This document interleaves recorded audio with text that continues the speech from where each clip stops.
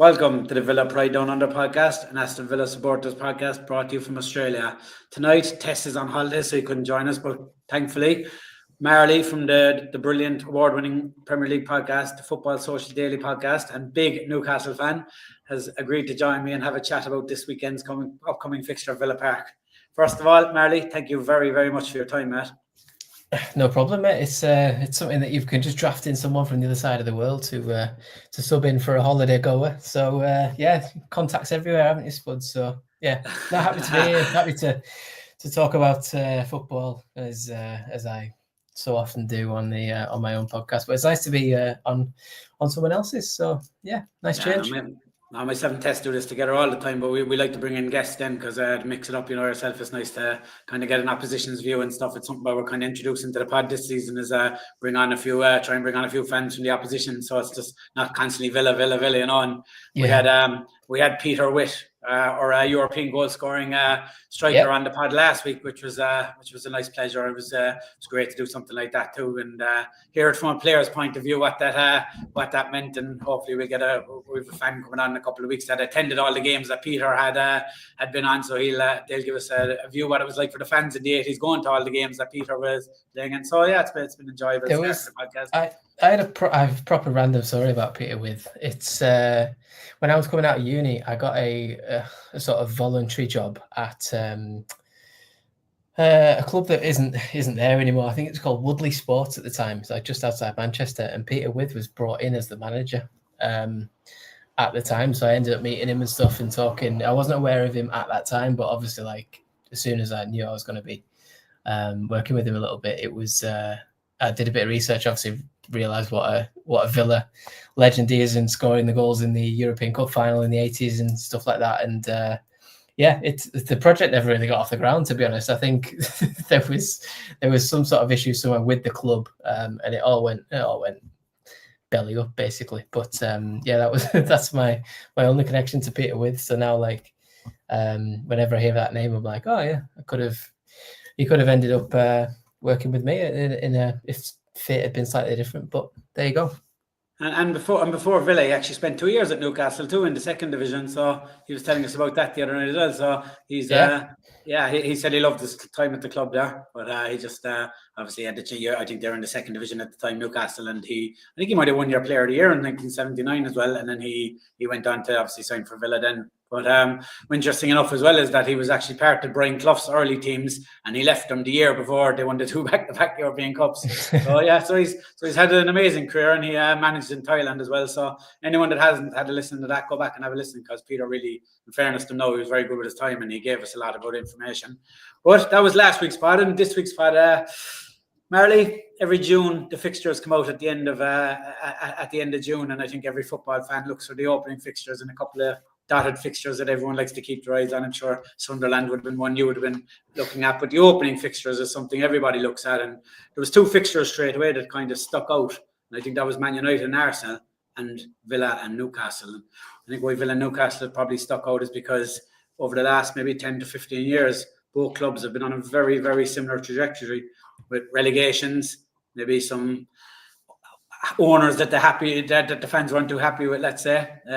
Also a couple of promotions, and we got a couple of owners that probably seem to have the club's interest at heart for the last 4 or 5 years. And we shared some managers and Steve Bruce, and both clubs nearly dropped back out of the Premier League after the promotion as well. Only we both found ourselves with probably what I would say 2 coaches that probably suit each project perfectly. And I think it's been so positive over the last 3 years for both clubs. And suddenly we got to say last year Villa made the Champions League. Newcastle had been there the year before, and suddenly last summer Newcastle had to sell 2 of their.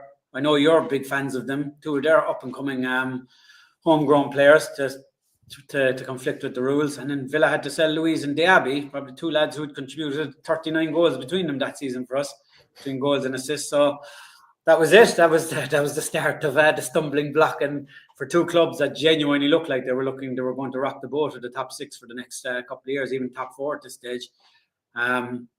It's kind of the last, I'd say, 12 months has been kind of a little bit frustrating for a job where 2 managers have done brilliant, basically coaching with their hands tied behind their back. First of all, for you, how frustrating is it with you the 2 homegrown players last year? Because I know that kind of really hurts a lot of the Newcastle fans. Yeah, it just sort of brought home how real PSR is for me, because it's kind of this, this idea, wasn't it, at some point of, it's coming, and then I think Everton and Forest got the points deductions, and everyone went, oh God, this is real now. Like, okay, everyone's kind of got to comply. Then Chelsea just did what Chelsea do and flaunted all the rules, and everyone was like, well, hold on, like, how can they give 7-8 year contracts and what have you to 5, 6, 7 players and get away with it? And then it hit home with Newcastle. There was rumours coming out towards the start of June last year that we have to make a sale. It has to be a sizable sale. So you were hearing maybe Anthony Gordon might go, maybe Bruno Guimaraes might go. And as it turned out, it tended to be 2 30 million sales on practically the same day of Elliot Anderson and Yankuba Minte. And, it just kind of like just put a bit of a spoke in the wheels of that we're starting to turn and gather momentum, really, because Minte, we put a lot of work into, a lot of scouting. I think Dan Ashworth was involved in that, which was probably one of the few decent, genuine things he did for us before he went to Man United and ended up on gardening leave for the next year or whatever it was. The nicest garden in the United Kingdom at this stage. Oh, yeah. I mean, the Chelsea Flower Show is going to be at Dan Ashworth's house next year, I think. It must be a hell of a garden by now. But yeah, Minte, all of a sudden we had to send him out on loan to Feyenoord to get a work permit and really put the time and effort in. And we never got to see the fruits of that labour because PSR came in and went, he's worth something. You have to, you kind of have to sell someone. So it almost has to be him. And Brighton paid the money and he turned out to be pretty good for Brighton. And we could see even more of him this season, in terms of his development and stuff. But the one that killed me was Elliot Anderson because he's a local lad, but that's the thing. It's if you're a local lad now, it's regarded as pure profit because it's just whatever you get for them. That is all, net profit. So that frustrated me, especially it was a really weird deal. I still don't understand it to this very day with Odysseus Vlachomedos coming the other way, the goalkeeper, who never played a game for us. Yeah. And he's ended up on loan just this year. About a week ago, he joined Sevilla on loan, and he's never played for us. I think he's played one game actually in the cup. But it was like there's a lot of backhanded deals going on to try and comply with PSR now. There's Saudi clubs floating in and taking players. Seen it this year with Darwin Núñez. We've seen it with it got Villa out of a situation with Moussa Diaby. And the landscape's changed a lot in the last 18 months, and it's not necessarily for the better, but that's the landscape, and there you are. That's what you got. Either way, we have to adjust to it. The rules are there, whether it's in, but it's becoming a bit of a kind of pain in the arse, really, isn't it? Like with it's just dominating every sports channel, every podcast, every media.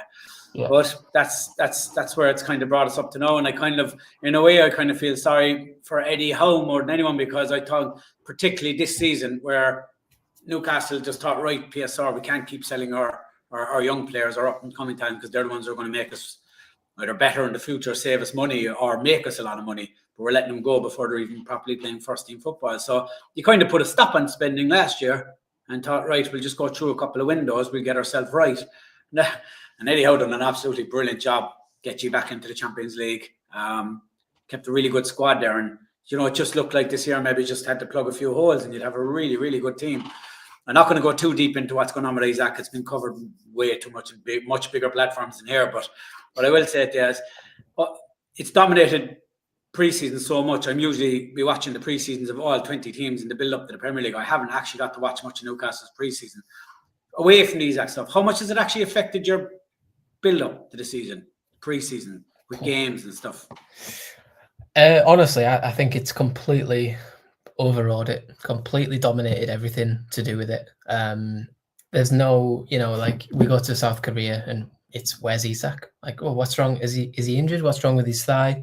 Because there was rumours coming out at the time, that he was unhappy, and then obviously the rumours were substantiated and became, true. And he's all of a sudden he's training in Spain by himself with Real Sociedad, at their facilities with a personal trainer. And it just sort of rumbled on, and then on the pitch, Newcastle were just. It felt like it was affecting us. We haven't won a game in pre-season, I don't think. We got beat by the South Korean League All-Stars. We got beat by Arsenal, drew with Espanyol at home at the weekend, then got beat by Atletico Madrid a day later, which is fair enough. It's Atletico Madrid, the quality team, and they brought Julian Alvarez and Antoine Griezmann off the bench with 50 odd minutes to go and hurt us like that. But, everyone says pre-season doesn't matter, and to an extent, they're right. But it completely overrides it in terms of, dominating the discourse around the club. And it doesn't help when you're then going on the pitch and losing games, because then it becomes like, look how important Isak is to them. They're not even winning games in pre-season. It's okay to have a bad pre-season if the squad is rosy and merry, but if there's a lot of stuff going on around it and suddenly you're losing games, it changes kind of the importance of those games. It doesn't help as well. It doesn't help as well that we've lost, we've chose to lose Callum Wilson, which is fine. It's probably the right decision, but it leaves the squad without any strikers except William Osula, who's young and green and, not quite the quality we need. So, obviously we need to address the situation by signing some players, and we haven't so far because we weren't expecting to need to sign players because Isak wasn't meant to want to leave. But by dropping this bombshell, it's completely basically ruined our preparations, and we're still scrambling around now. We're going to be very busy towards the end of the transfer window, by which time we'll be 3 games into the Premier League season, I think. So it's not ideal, basically. Can you kind of give us an idea what the Newcastle starting lineup might look like? Who do you think will play in that central striker role Saturday? It'll be, if he's fit, it'll be Anthony Gordon, I think, because he got a little ankle injury in the Atletico game, and they were talking about it being a light sprain, and that's only 7 days out from the Liverpool Liverpool on my mind now. They're from the Villa game. They've dominated your thoughts. I know. I got to bed dreaming of flipping, Dominic Szoboszlai and stuff like that. But yeah, no, it's he got a little ankle injury, and they said it was like a sprain or ligament damage. And I was thinking, that takes more than a week. If you've sprained your ankle ever in your life at any point, whether you're a professional footballer or not, you'll know that it takes a little bit longer than a week to heal. So it'll probably be Gordon up front, Barnes on the left, and Elanga or Murphy starting on the right. If it's not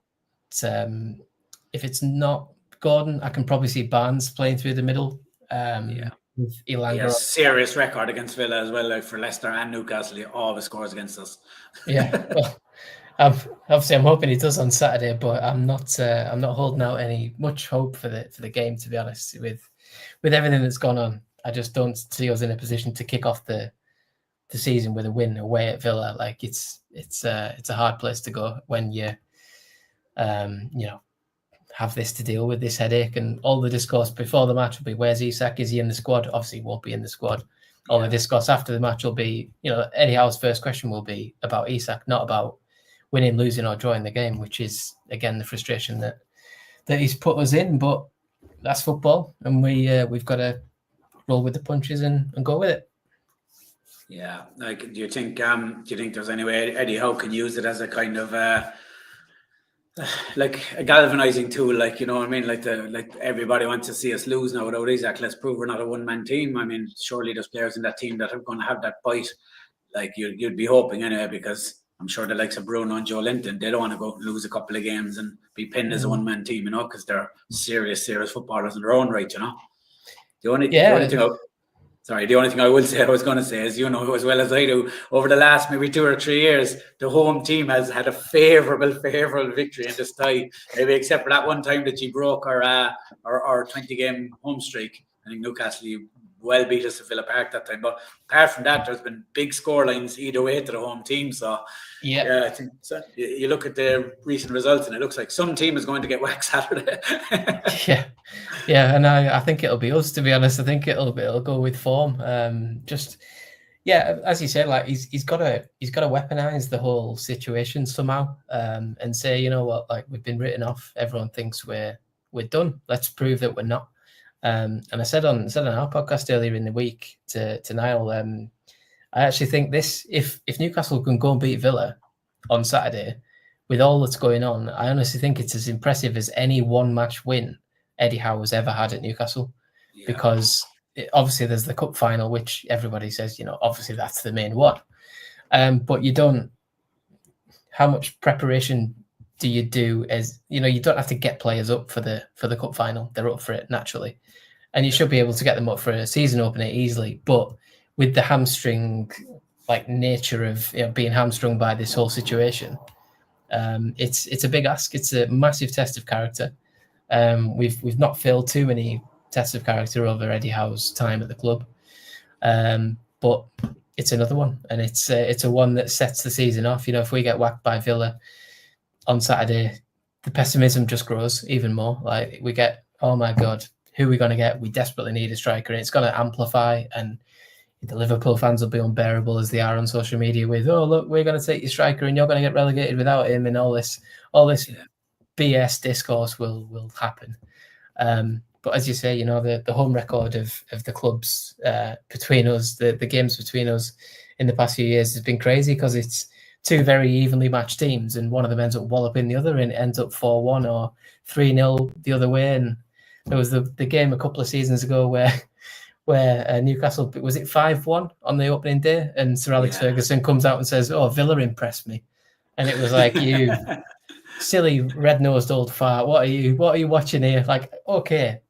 I kind of get what you're on about, but the fact that he was just completely didn't want to praise the team that had won 5-1 was crazy. But it proves the fine margins of the teams. If you're not quite, and momentum as well in the game. Yeah, and momentum in the game is a huge thing. They have become.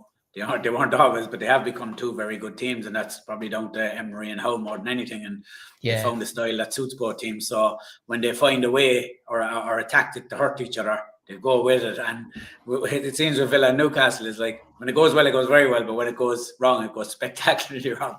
That's what I found with Villa. We've taken a few spankings off of Newcastle and Spurs, but this is a game Villa will probably be going in. Emery will be trying to hurt you and take the situation as a positive for us. We're good at home, but I don't know. I just don't think it's going to be the rollover that Newcastle fans are kind of expecting at the moment, because I think if you can get a Anthony Gordon on the pitch, and that's still a very good front three: Elanga, Gordon, and Harvey Barnes. And one thing that's always hurt Villa is pace, and that's the one thing you have. The only thing I will say is that I think Emery did find a way in the game in April to match up against your midfield a little bit, where he played Tielemans in the number 10, so he could drop in, and he played Kamara and Onana, something he doesn't do too often. We might see a bit more of this season, where he plays Kamara and Onana together and then drops Tielemans in to help him, and he almost matched out of possession. He matched you up in the midfield, but of course, with that Newcastle midfield, it's your biggest strength. I think that makes us tick. The three of them, Tonali, Bruno, and Joe Linton, have got everything you need. The Tonali's quality at receiving the ball off the back four in tight situations and escaping presses is unbelievable. And he's got a bit of the tenacity about him to make him, his energy and his tenacity around the pitch is fantastic. Bruno obviously speaks for himself. He wins free kicks. He gets in your face. He's up for everything. And obviously Joe Linton is he's a different animal since he turned into a midfielder. You've got that. You do have to plan for them. If you don't plan for them, they will kill you. And Emery did that superbly in April. Tielemans not technically being a 10, but playing as a 10, and dropping in and doing that dirty work and marking Tonali a little bit, and making sure he doesn't get the ball in the positions he wants to. That's what you need to do. Otherwise, that's where we control games. Our defense is solid and okay, but our midfield is what sets us apart. That they get the handle on games, and they give Gordon and Isak, if he plays, the chance to go and win the game. But everything starts through them. Everything goes through them, and that's the key to success, really. Yeah, and it's the other thing I was going to ask you as well is there's something going on this week that might give Newcastle a little helping hand, and there's a little transfer rumor between the two clubs, and I think it's becoming more than just a rumor, and it's being reported that it's pretty much done now. So I just wanted to get your thoughts on Jacob Ramsey, the signing. Is that a signing you're happy with? It is, yeah. I like him as a player. He looks, good. He's a good age. He's got good quality and good energy on the ball. But the only thing I'm sort of questioning is where he plays in our team, because he tends to play left midfield in Villa's team. We've already got 2 left wingers that are, big fee, big money, big names, Harvey Barnes and Anthony Gordon. They're both, Gordon's in the England squad, Harvey Barnes has been in the England squad. So it's a tough position to come into. So I think on our podcast earlier in the week, Niall asked me, like, where does he fit in our system? And I feel like he'll be one of the midfield 3 to bring on energy and bring on a bit of pace and change the shape of the midfield a little bit. If we do that. But we'll have to wait and see. But as a player, do you want him in your squad or not? Like, yeah, I'm happy with it. He's got bags of talent there. It's just trying to keep him fit. But he's not injury prone either. I think he's just had a bit of been unlucky. Like he got a bad injury there at the metatarsal with the England under 21s, and up to that point he hadn't really had any injury issues, and he kind of broke down every time he came back that season. But last season he was fit for most of it. He just wasn't getting in the team. That's all. And I don't think that was more of a slight on him, but I think that was more the fact that we had brought Rashford, Asensio, and we had to use them. You had that crazy January where he probably would have got a lot more games, but then Asensio became available and Rashford became available, and Villa just went, well, we've got to do this. You know what I mean? We're into the knockout to the Champions League. Let's go for it now. If these 2 players who have been there and played it, exactly. With Ramsey going for us, I always thought Ramsey was a better kind of number 10 anyway and ball carrier than he is on the left anyway. I think he's more productive that way. And obviously with Morgan Rogers coming in, has probably, I don't think even Emery expected Rogers to excel as fast as he did, and he kind of came in at a time when Ramsey was injured. So I think that was just a bit of unlucky as well for Ramsey, that just Rogers got a chance and took it. So I don't think it's any slight on the player that we're trying to move, that he's moving on. I think it does slowly come down to. Yeah, it's just them like sliding doors moments in careers. Like it can just happen. Like bit of unlucky, a little bit of bad luck at one club can set you off. I mean, like we just said about Joelinton there, and Joelinton became the centre midfield beast that he is because Kieran Clark got sent off 8 minutes into the Norwich game. We played Norwich when we were terrible, and Kieran Clark got sent off, and we went down to 10 men, and Joelinton went from being a striker to being a midfielder in a 4-4-1 as it became. And he was unbelievable there. The rest is history. Look at him now. Like he was a complete flop until then. And then Eddie Howe went, Jesus, he's a midfield animal. Like we're going to keep playing him there. 18 months later, he's this, vital player for us. And it's strange how things happen because, that's, look at Elliot Anderson. We didn't want to sell him, but we had to. And Forest have got an absolute gem. See what happens with Jacob Ramsey, but it looks like it's going to happen. Obviously, not by the weekend or anything like that, but certainly towards the end, that sort of middle of next week, I would say that would be done and dusted and over the line. I just hope he hasn't been involved in too much of the shape work this week before he heads up the training in Newcastle. Yeah. He's on gardening leave with Dan Ashford. Yeah. The thing with Ramsey though is I think for him he really wants to play because Thomas Tuchel personally name checked him as someone that was very unlucky to miss out on the first England squad. So right, maybe because we have offered him a contract, maybe it's not the terms he's looking for. Maybe we've set we obviously have our own wage issues at the moment, and maybe what he's looking for, Emery just sees a bit more value elsewhere. I don't know, the way PSR works these days, but you can spread it over 5 years. It might be just suited more for us to move him on, which is really strange as a club because they've brought in rules to make you use your squad, but the best way to make them rules is sell the only players that you grow. So I'll never understand it. It's counterproductive in my head. But look, I think the general feeling is that Ramsey wants to go and play more football, which is fair play to him. He's good enough to be playing in the first team at some club. But probably if we had to sell one of the big players for us, I think Emery's looking at Ollie Watkins will probably, in all competitions, get us 20 goals. Emi Martinez will probably keep us 10 clean sheets. For our saleable assets, he's probably in our eyes, probably someone that is replaceable without wanting to sell him, because you can play Morgan Rogers over there, you can play John McGinn, so I don't think it's any slight. It might be just one of those. What's happening with Martinez? Because at the end of last season, he was waving and crying on the pitch, wasn't he? As if like a transfer was nailed on, and 3 months later he's still there. And I'm just thinking, has he got his tail between his legs, or is he saying, "Oh, well, didn't expect to be here," but he never seemed on the verge of a move, which was why when I seen him last season waving and crying at Aston Villa, like in front of the Holt end and stuff, I was just thinking, all right, he's obviously got something in the pipeline here, but here we are, 2 days from the start of the season, and he's still there. And I don't think he'll be going, and because he's playing a lot of minutes in pre-season as well. Obviously, he misses the game Saturday through suspension, but he's played a lot of minutes. I don't think they'll be giving him as many minutes through pre-season, especially when he's suspended, if he's planning to move on. I think it's starting to look like he basically, when we missed out in the Champions League, because that was the last home game of the season. I was actually at that game myself, and we didn't know if it would be Champions League or Europa League at that stage. So I think he probably just understood at that stage, if we don't make the Champions League, one of the high earners has to go. That'll probably be me. I am probably the most saleable asset at this club, because there was a game, the last game in the build-up to the Man United game, they asked Emery in the preview, the pre-match, when they bring the two managers in for a quick chat before the start of the game, and they asked Emery, is this Martinez's last game in a Villa shirt? And he said, no way.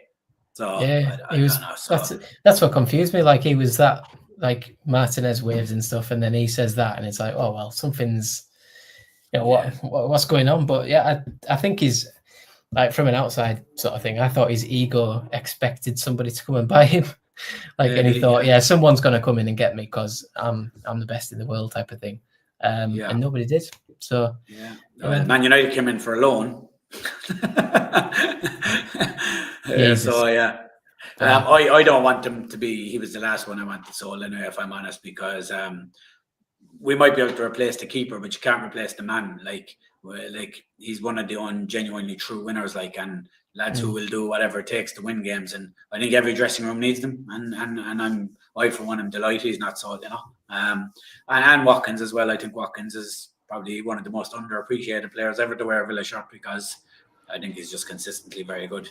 And for us, what we would need to do to replace Watkins, I don't think that player is going to sign for Villa, if you get me, at the moment, So I think he's his best that we can have at the moment, like Mbappe or Isak, they're not coming to Villa Park. So a guy who's guaranteeing you 20 goals across all competitions and a minimum 10, 12 assists every year, I just don't think we can. We just can't replace that where we are at the moment, Yeah, he just wanted that love, as well as with the whole John Duran situation last year, when John Duran was playing out of his skin and scoring every time. I think Watkins just wanted an arm around him, didn't he, and just say, like, you are still wanted here. And then luckily, like, Saudi came in and said 75 million for Duran or whatever it was, and that's all gone tits up, and he's in Turkey now, I think, with Fenerbahce. But that started terribly with Jose Mourinho as his gaffer. So he's probably wondering, I kind of wish I just stayed at Villa Park and tried to be the proper number 9. But Watkins is thriving. I think as soon as he left, Watkins was like, I'm the striker here. Everybody else plays second fiddle to me. It's funny though, because he's had this moment like 2 or 3 times now, and I think if he wants to really be a top striker, he kind of has to get over this. Like, if you're going to be playing for clubs that are Champions League ambitious, you have to expect that someone's trying to take your shirt off. Yeah, it was the exact same when Emery first came in. No form for a couple of weeks, and then Emery moved Danny Ings on to West Ham, and suddenly Watkins scored 12 games in a row. And then he had Duran, and then we saw Duran, and then Rashford came in and took his place, and now he's had an amazing preseason because he's the only striker there. So it's interesting. It must be, whatever the mentality is. But Watkins has shown us before. We talked about the importance of preseason a while ago, where how important is it really? Every year the Villa's been there, you can almost tell the season all he's going to have by how his preseason has went. And obviously after the Euros last year, he didn't have any preseason games, and he never got going till the second half of the season. So, but he has had a tremendous preseason. He looks so sharp. So hopefully we get the best out of him this year. There's a couple of questions that's coming in here, Marley. This is one from our own Tess here. He wants to know, so who do you think will be the standout player for each team this season? Standout for us, I think this is the year where everyone will start to realise how good Sandro Tonali is. To be honest, I think there was last season where Eddie Howe struggled to get him in his best position. He was playing him as a number 8, with Bruno as the 6. It wasn't quite suiting Sandro Tonali. He was getting taken off after 70 odd minutes because he was tired. He was having to do that extra sort of physical role. But if you watch him in a number 6, I think he's so good at sniffing out danger as well as getting the ball and playing it on. So he'd be one of them. And I think a lot of people, because of his injury last year, they were starting to see how good Lewis Hall was. But then the injury ended up taking him out the last 2 months of the season and costing him probably a player of the year sort of shout, or young player of the year shout, I should say, in terms of the league. But he's fully fit. He's back. He's took the number 3 shirt at the club. He's going to be playing every week, and he's genuinely a really, really, really solid player, and very, very good since he's nailed down his place in the team. Yeah, he looks very settled now too. Obviously, after a few ropey start, he's very good. Like Tonali, I think he's a phenomenal player, and I think he's only getting better. And I think he is class, and it's looking 50 million well spent now as opposed to 50 million down the drain, isn't it? Yeah, absolutely. Yeah, he did have a little bit of a with his gambling thing and all the rest of it, and yeah. But the club stuck by him, and he's repaid it. This is where the Isak situation winds me up even more, because when you see, the players going through tough times and the club sticks by them, and then Tonali comes out and says, I'm massively thankful to the club for sticking by me and helping me through the situation. And then you get Alexander Isak, who you've laid out the red carpet for and loved for his entire time there. And all of a sudden his agent gets in his ear and he just downs tools and wants to bugger off. Obviously, two types of character there. So yeah, Sandro's been amazing. We've just got to keep achieving, because he's at an age where, another year's time, if everyone sees how good he is, he could go to the top of the game. And that's what we've kind of got to worry about a little bit. We have to keep achieving in the meantime before somebody says he's actually worth 100 million. And, we have it. So Liverpool, if you're listening, please don't come and take him, because I think I'll have to go and jump off the Tyne Bridge if you decide you need a DM and he's the one for you. So yeah, back off.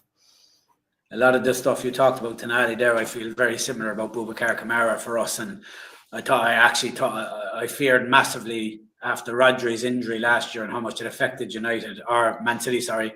I had a genuine belief that Pep Guardiola was going to come in for Kamara, and I don't think there would have been anything we could do about it. And he had 2 years left in his contract, because I don't think, unless you watch Villa every week, I think more and more starting to realise now how good Kamara is. But I think he went under the radar there for a long time.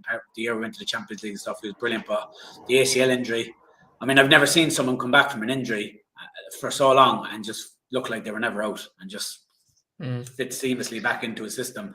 And it was massive news for us when he signed the contract recently, because I genuinely thought, look, there's probably a release clause as they all have these days, I don't know, but it was a massive boost for us for him to sign a contract, because you just, where Newcastle and Villa are at, goal scorers are a bit different because everybody's after them, but number 6s, they're so rare that they're so good, you just can't lose them, because there will be more goal scorers coming along eventually. But these players are just, every club wants them because there's not that many of them available. Not that many of them available at the highest level anyway.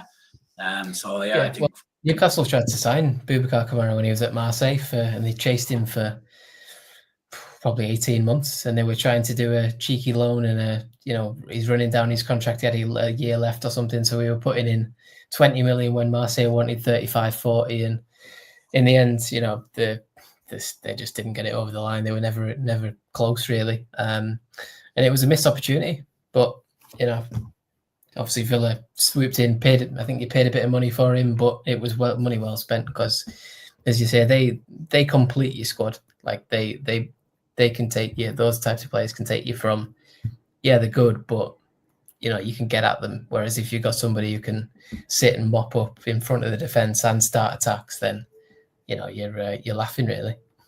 Yeah, because it's probably like, because we got Kamara on a free, but I've no doubt that we gave him a nice hefty signing on some when he signed. But also, I think it's probably Kamara and Luka Dean are probably the only positives I can take from Gerrard's time at the club, because I think the groundwork had been done there when Dean Smith was there. I think the club had done the groundwork on Kamara, but apparently Steven Gerrard was a huge factor in actually getting the signing over the line.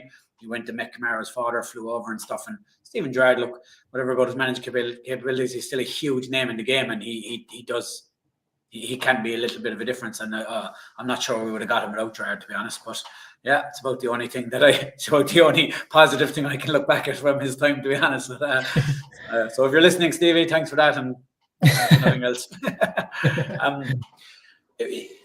Like, it's come to May. The end of the season, 24th of May. What does a successful season look for you as a fan? Like, now you're in the Champions League, you've won your first trophy in 70 years. Look, Isak is obviously, it's annoying. You will get a replacement eventually. He probably won't play for the club again. At this stage, I think for Newcastle, I personally, from the outside, think they should just move him on now and just reset and go before it gets really toxic before the season starts. That's easy for me to say because I'm not missing out on 130 quid or a million quid or whatever it is, but I just think for the rest of the players now, it's time to just move on with them. And I think Eddie Howe will get to that point at some stage. So we'll assume that he doesn't play for the club again. For you, what's a successful season? What's built on? Success. I certainly want to see us in that knockout stage of the Champions League. Is it the top? Obviously, the top 8 go through and what have you. Then it's the next 16. So you're talking, if you can finish 24 out of 36, is it in total? You're talking, I think that's success in the Champions League. If you then draw, whoever you draw in the knockout stage and you go out, okay, fine. In terms of the league, I think we've just got to keep qualifying for Europe in some aspects. Like, it's hard for me to say. Obviously, I want to qualify for the Champions League again. That's the aim, but it's hard to answer that at this minute when I don't know who's coming through the door. I know Isak's going out of it, but I don't know who's coming in. So it's hard to say, we should be getting Champions League because we've got, Johan Visser and Nicholas Jackson up front, something like that. You know what I mean? Like, in a couple of weeks, when all this is done and dusted, you look at the squad and say that should be getting Champions League or that should be getting Europa League. But the problem that we've got to learn from is last time when we were in the Champions League, we didn't qualify for Europe the next year because we couldn't deal with the two games in a week. We looked tired at the weekend. We didn't have the same press, the same energy. So we have to learn from that this time. And I think Eddie Howe will. It was his first year in Europe. It was the club's first year in the Champions League in 20 years. Very tough, to be fair. Very, of seasoned Champions League pros as well, Yeah, absolutely. It's hard to do. It takes time, like anything. If you do something for the first time, you're not going to be great at it. You have less time on the training field, less time to prepare for matches, more traveling, more logistics and everything like that, and sorting things out. Less time to actually do physical work on the pitch between games and prepare for opponents. So that's what we've got to learn from. We've got to be better there and deal with the balance of 2 games in a week a lot better than we did.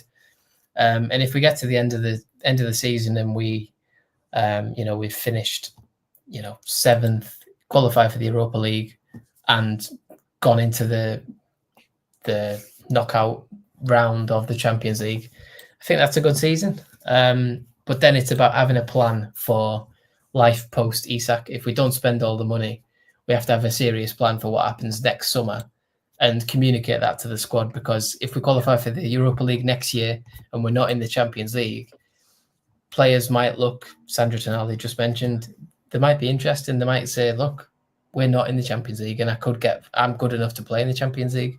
At which point we have to have a plan and say we're going to sign this player this summer, this player on players of a level which they will go, all right, let's have another year and we'll go heavy, because we're getting to that point where PSR isn't an issue as much. And with 100-odd million coming in from Isak, that gives us a lot more wiggle room as well.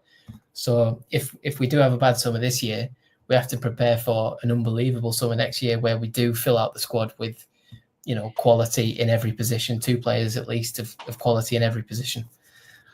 So yeah, it could be an interesting season. All,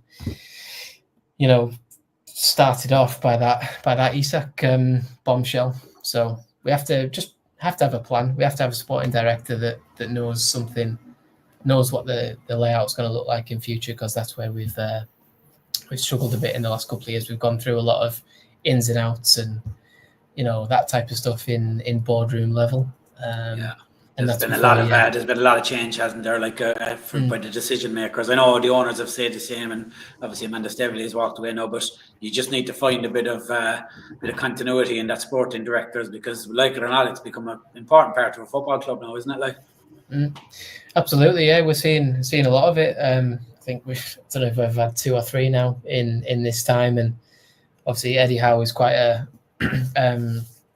he's got his close-knit guys who he trusts, and it's hard for an outsider to come in with all these ideas and perfectly gel with the management team and stuff like that. So that is one of the sort of dynamics you have to solve in modern day football. You have to get everyone on the same page, otherwise it's pointless. Like, if you look at Dan Ashworth, he left for Man United, and then he got to Man United and he was making decisions, and he was overruled by the rest of the board wanted to sign Ruben Amorim, and Dan Ashworth said, if you build a squad that has to play a back 3, you leave yourself a bit knackered in the future if you then decide he's not the man.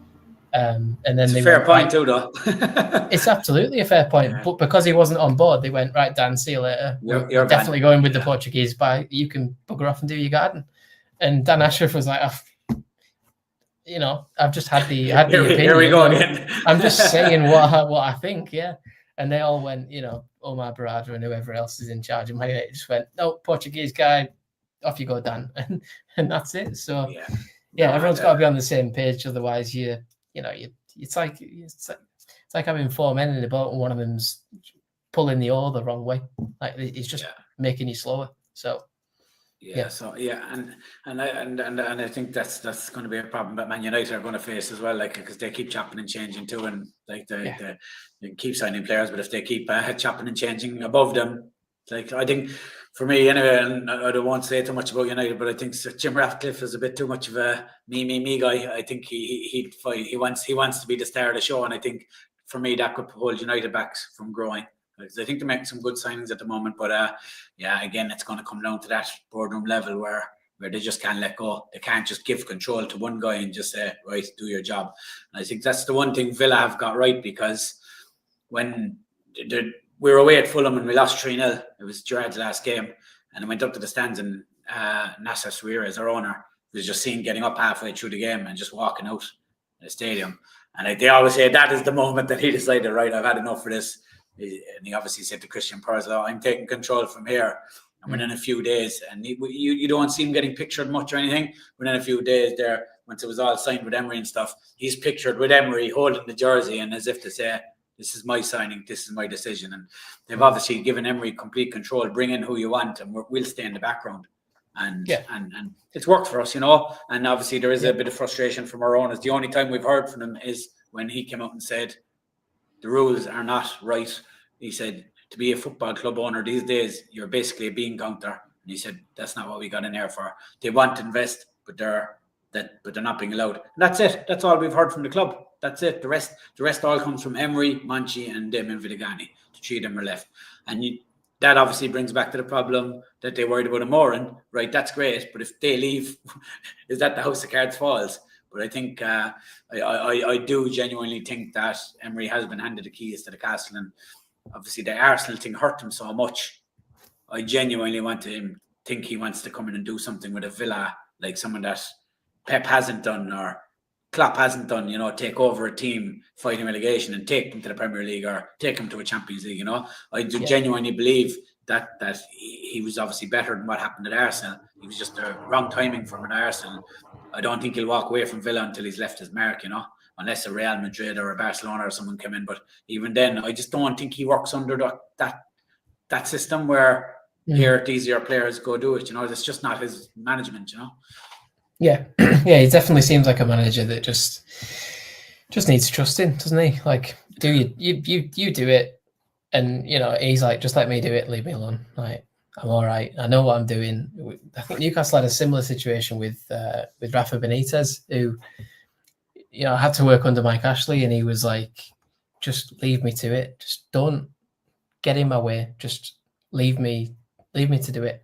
And at that point, Rafa Benitez was the only person keeping Newcastle in the league. Like, it wasn't, it was getting to the point where Ashley was pulling all his money out, and it was just suffocating the club. And you could see them, it's like treading water and running out of energy. Like, at some point, you're just going to sink, and you're going to go under, and you'll take your last breath, and that's it. You'll never come back. But obviously, we ended up going down the Bruce system. There was a crossroads where it was, I think Rafa Benitez was saying, like, I'll stay, I'll sign a new contract, but you have to give me the keys to the club, basically. And Ashley was like, no. And he ended up binning him off, signing Steve Bruce. The rest is history. We almost went down before the Saudis came in and resurrected us with Eddie Howe, and here we are, 3 years later, and going into a Champions League season for the second time in 3 years. So it was close, but that's it. You've got to, it's like them sliding doors moments, like we used to say, like we said before. It's those moments can make or break your career as a player, a manager, owners, as a club entirely. So that's the sort of margins it rests on. And sometimes even technology blinks itself to change the trajectory of clubs. Marley, it's been an absolute pleasure. I won't keep you too long because I know you've given me enough of your time.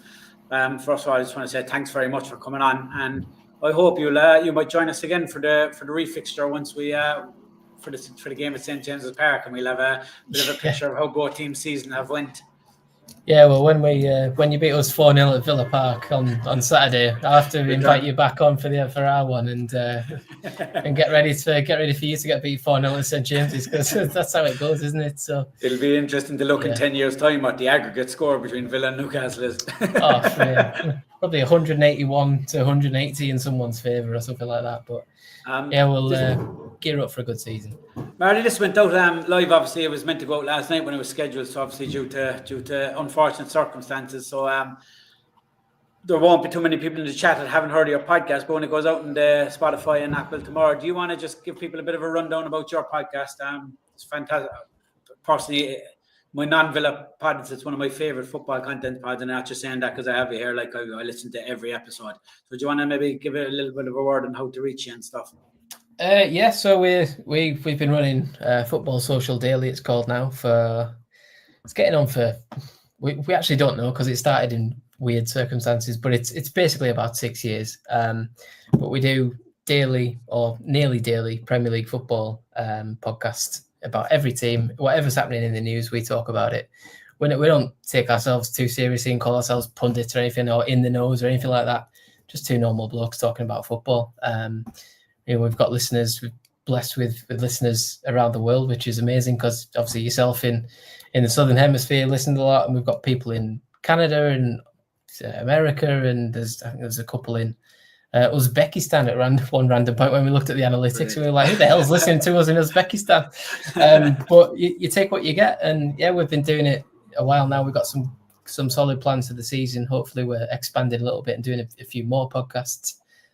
So listen out for that. We need to square that off with some people in the background of the podcast as well. But it's usually just me and Niall. We'll see when Joel comes back from travelling. He went travelling in January and somehow still hasn't run out of money. So he's somehow making his way around Bolivia at the minute. So he might be back in time for Christmas or something. Who knows? But it's the two or three of us, and we just talk about what's in the news, talk about football, and we're at least 3 times a week. So we're always there. There's something always finger on the pulse for us. Come give us a listen if you fancy it, and we'll be there for you. And it is an absolutely brilliant podcast, and Marley hit the nail on the head when he said they don't take it too serious, because you get brilliant information, but you also have a bit of banter on it as well, which is very, very important, isn't it? Yeah, that's what football's about. If you can't banter each other, that's why I'm annoyed that Joel went travelling, because I can't. He basically went travelling in January when Man United were at the lowest, and I was bantering him. I don't think that was a coincidence, Marley. Oh, absolutely not. No. Right. He got a one-way ticket ASAP as soon as it all started going tits up. But yeah, it's hopefully he comes back and I can banter him a bit more. But yeah, with or without him, there'll be banter. There'll be light-hearted stuff, more serious stuff sometimes, and just a nice mix of anything football, basically. Yeah, 100%. And thanks to anyone that was in listening today, and obviously we'll get a few more listeners on Spotify and Apple Night tomorrow. Just do the usual stuff, please, lads. Help the podcast grow. Hit the like, hit the follow, hit the subscribe. It doesn't cost anything, but it absolutely helps the podcast grow. So we'll be back Sunday, myself and Tess, for a preview of the either 5-0 win or the 5-0 loss at Villa and Newcastle. So thanks again to Marley. Thank you all for tuning in tonight, lads, and we'll see you again Sunday. Take care.